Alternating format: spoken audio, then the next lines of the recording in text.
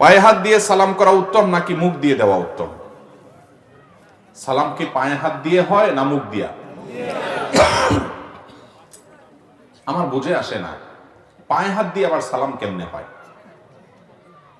যদি পায়ে হাত দিয়ে সালাম দেওয়া হয়, তাহলে আমার একটা প্রশ্ন হলো, আল্লাহ কোরআনে বলেছেন, ইযা হুয়্যিতুম বিতাহিয়্যাতিন ফাহাইয়্যু বিআহসানা মিনহা আও রুদ্দুহা। যদি তোমাদেরকে তাহিয়া পেশ করা হয়, অর্থাৎ কেউ অভিবাদন পেশ করে, সালাম পেশ করে, তাহলে সে যে ভাষায় সালাম পেশ করেছে তুমি তার চাইতে আরো 1 ডিগ্রি আগ বেড়ে সালামের জবাব দিবা। অর্থাৎ সালাম সে যদি বলে আসসালামু আলাইকুম, জবাব বলতে হবে কি? ওয়ালাইকুম আসসালাম ওয়া রাহমাতুল্লাহ। সেটা আসসালামু আলাইকুম বন্ধু থামছে, আপনি আরো 1 ডিগ্রি বাড়ায় জবাব দিবেন। এটাই সৌজন্যতা। ইসলাম শিখায় যে তিনি আপনাকে যা দিয়েছেন আপনি তার চেয়ে আরো বাড়িয়ে দেন, ঠিক না?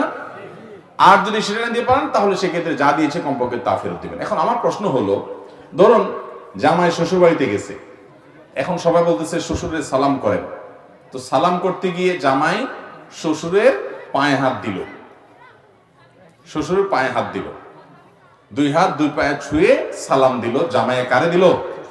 শ্বশুরকে দিল। এখন আল্লাহ তো বলছে যে কেউ যদি তোমার সালাম দেয়, সে যদ্দুর দিয়া সালাম দিবে তুমি তার চেয়ে বাড়ায়া দিবা। এখন জামাইয়ের তো শ্বশুর মিয়ার পায়ে হাত দিয়ে সালাম দিছে, শ্বশুর মিয়া কোথায় হাত দিবে? বুঝেন না কথা? সালামের জবাব দেওয়া লাগবে না? এখন আপনি যদি বলেন না শ্বশুর মিয়া মুখ দিয়ে দিবে না, তাহলে তো হবে না। তাহলে জামাইয়ের এত কষ্ট কেন দিবেন? সে হাত দিয়া যদি সালাম দেওয়া লাগে তাহলে শ্বশুরের হাত ব্যবহার করতে হবে। সে গেছে পা পর্যন্ত নামছে, শ্বশুর কোথায় নামবে বলেন? এবার জামাইয়ের তলা হাতান লাগবে না সালামের জবাব দেওয়ার জন্য? এটা আবার কেমনে সালাম হয়? পা ছুঁয়ে কখনো সালাম হয়